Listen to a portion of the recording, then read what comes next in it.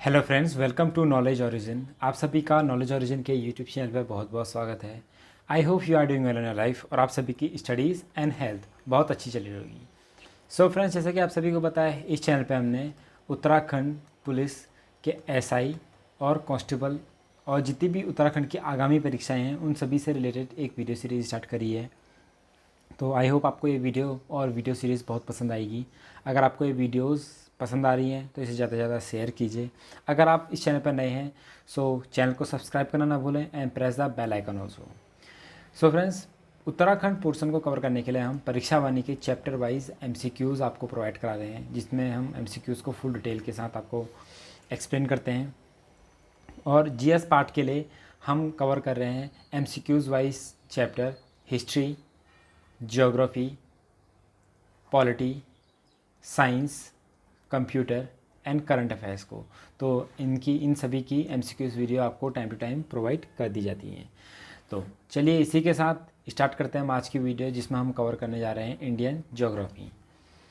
तो आज का फर्स्ट क्वेश्चन है, the largest irrigation canal in India is called the, यानी भारत की सबसे बड़ी सिंचाई नहर कौन सी है। ठीक है, क्या कहलाती है? यह है इंदिरा गांधी कैनाल। इंदिरा गांधी कैनाल ये पंजाब से स्टार्ट होती है। ठीक है, पंजाब में कहाँ से? हरिके बैराज से, हरिके बैराज से स्टार्ट होती है, जो कि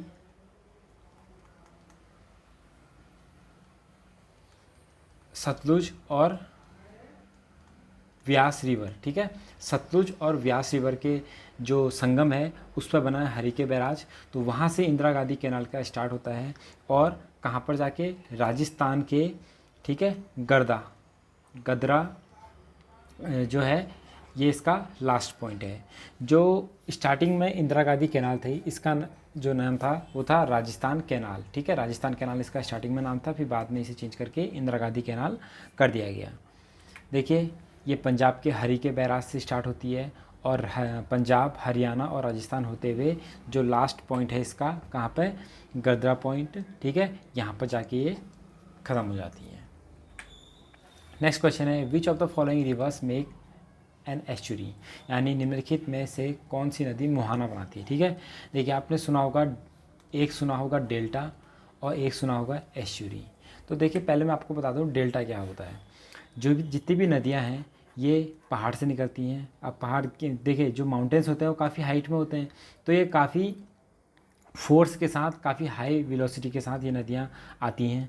तो अपने साथ सेडिमेंट्स यानी अवसाद लेके, कंकड़, मिट्टी, पत्थर, कचरा जितना भी होता है ये सब अपने साथ लेके बहती हैं।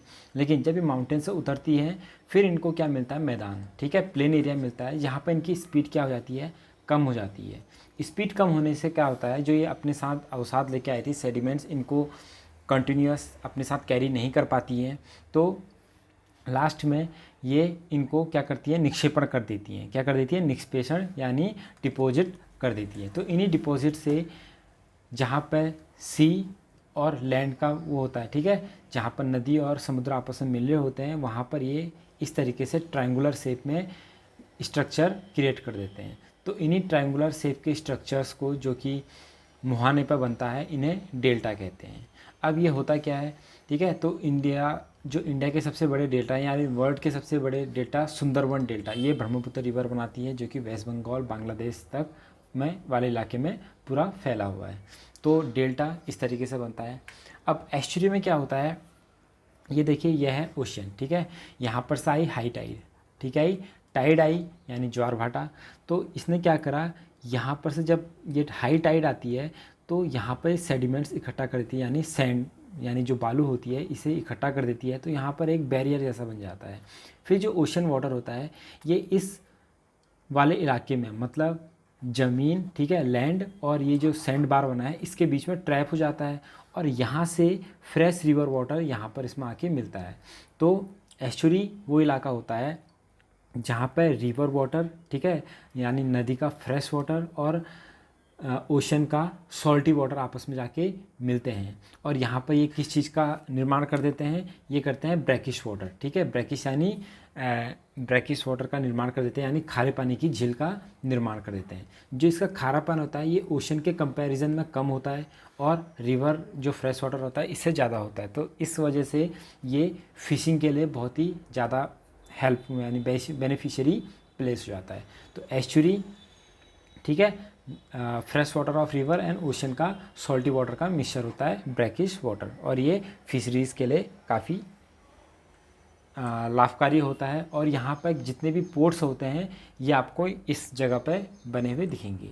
तो इसमें से कौन सी नदी क्या है एस्चुरी बनाती है? तो नर्मदा, यानी नर्मदा और ताप्ती, ये 2 रिवर्स हैं जो कि एस्चुरी क्रिएट करती हैं, और बाकी जितनी भी हैं ये डेल्टा क्रिएट करती हैं। अब देखिए, जो आप इंडिया का मैप देखेंगे तो जितने यहाँ पर आपको मिलेगा अरेबियन सी और यहाँ पर मिलेगा बे ऑफ बंगाल। तो जितनी भी नदियाँ नर्मदा, तापी, ठीक है, ये अरेबियन सी में पड़ती हैं। तो अरेबियन सी साइड वाली ये एस्चुरी क्रिएट करती हैं, और जितनी नदियाँ बे ऑफ बंगाल में गिरती है, कावेरी, कृष्णा, गोदावरी, महानदी, दामोदर, गंगा, ब्रह्मपुत्र, ये सभी डेल्टा का निर्माण करती हैं। और यहाँ पर दुनिया के one of the largest deltas आपको देखने को मिल जाएंगे। तो जो ईस्ट में फ्लो हो रही हैं वो डेल्टा क्रिएट करती हैं, जो वेस्ट में फ्लो हो रही हैं वो एस्चुरी क्रिएट करती हैं। Asia's first underground hydel project is located in which of the following state, यानी एशिया का पहला भूमिगत जल विद्युत परियोजना कौन से स्टेट में है? तो यह है हिमाचल प्रदेश में, और इसका नाम क्या है? इसका नाम है नाथपा झाकरी हाइडल प्रोजेक्ट, ठीक है, नाथपा झाकरी हाइडल प्रोजेक्ट, और ये सतलज रिवर पे सिचुएटेड है, ठीक है। तो इसे 2003 में बनाया गया था। नेक्स्ट है which of the following is the river flowing from central India and joining Yamuna and Ganga, ठीक है, निम्नलिखित में कौन सी नदी मध्य भारत से बहती है, ठीक है, और गंगा या यमुना में आके मिल जाती है? तो इसमें से बेतवा जो रिवर है, ठीक है, ये यमुना में जाके मिलती है, और घाघरा, गोमती और कोसी ये गंगा रिवर में जाके मिलती है। लेकिन ये कहाँ से निकलती है? ये हिली एरिया से निकलती हैं। लेकिन जो बेतवा है ये कहाँ से निकलती है? ये मध्य प्रदेश के होशंगाबाद से निकलती है। मध्य प्रदेश के होशंगाबाद यानी विंध्य पर्वत रेंज है उसके नॉर्थ में ये जाके निकलती है। ये देखिए, यह है सोन, बेतवा और चंबल, ये यमुना नदी के क्या है? ट्रिब्यूटरी है, यानी सहायक नदियाँ हैं। फिर यमुना नदी गंगा नदी में प्रयागराज में मिल जाती है, और फिर जो गंगा नदी है इसमें गोमती हो गया, घाघर हो गया, गंडक हो गया, कोसी हो गया, ये कहाँ से? लेफ़्ट साइड से आके मिलती हैं गंगा रिवर में, ठीक है। तो ये सब आपको पता होना चाहिए। और मेन बात, बेतवा और यमुना कहाँ पर मिलती है? बेतवा और यमुना कहाँ पर मिलती हैं? ये हमीरपुर, कहाँ पे? हमीरपुर, जो कि यूपी में है, वहाँ पे यमुना से मिलती है। गिरना प्रोजेक्ट इज सिचुएटेड इन, यानी गिरना प्रोजेक्ट कहाँ पर स्थित है? तो गिरना प्रोजेक्ट कहाँ पर स्थित है? ये महाराष्ट्र में मौजूद है, और कौन सी नदी पे? गिरना रिवर पे। नेक्स्ट है arrange the following rivers from south to north, Kaveri, Krishna, Godavari, Mahanadi. तो ये आपके पास रिवर्स हैं। अगर आप देखेंगे जितने भी ईस्ट फ्लोइंग रिवर है, ईस्ट फ्लोइंग का मतलब जो बे ऑफ बंगाल में जाके गिरती हैं, अगर ऊपर से देखेंगे ये दामोदर है, ये महानदी है, गोदावरी, कृष्णा, कावेरी। तो आपसे जो सीक्वेंस पूछा है वो नॉर्थ से साउथ को पूछा है, यानी जो सबसे सदर्न मोस्ट रिवर है वो सबसे पहले आएगी, यानी पहले कावेरी, फिर कृष्णा, फिर गोदावरी, फिर महानदी। तो पहले कृष्णा, ठीक है, तो पहले तो इसके अकॉर्डिंग कौन सा ऑप्शन हो जाएगा? ऑप्शन नंबर 4, पहले कावेरी, फिर कृष्णा, फिर महानदी, गोदावरी, फिर महानदी। तो ये सब रिवर हैं। और कावेरी कहाँ से निकलती है? ये कर्नाटका के, ठीक है, कावेरी कहाँ से निकलती है? ये कर्नाटका के ब्रह्मगिरी रेंज से निकलती है। कृष्णा रिवर ये महाराष्ट्र के महाबालेश्वरपुरम से निकलती है। गोदावरी रिवर कहाँ से निकलती है? ये नासिक से निकलती है, ठीक है, नासिक में त्रियम प्लेट्यू है। और ये गोदावरी जो है ये पेनिनसुलर इंडिया की, यानी प्रायद्वीपीय यानी साउथ इंडिया की सबसे लॉन्गेस्ट रिवर है गोदावरी, जिसकी 1465 क्या है इसकी लंबाई है। और महानदी कहाँ से निकलती है? ये छत्तीसगढ़ के रायपुर डिस्ट्रिक्ट से निकलती है, और इसी नदी पे हीराकुंड डैम है, ठीक है। हीराकुंड जो कि वर्ल्ड का सबसे लॉन्गेस्ट डैम है, महानदी पे मौजूद है। तो ऑप्शन नंबर 4।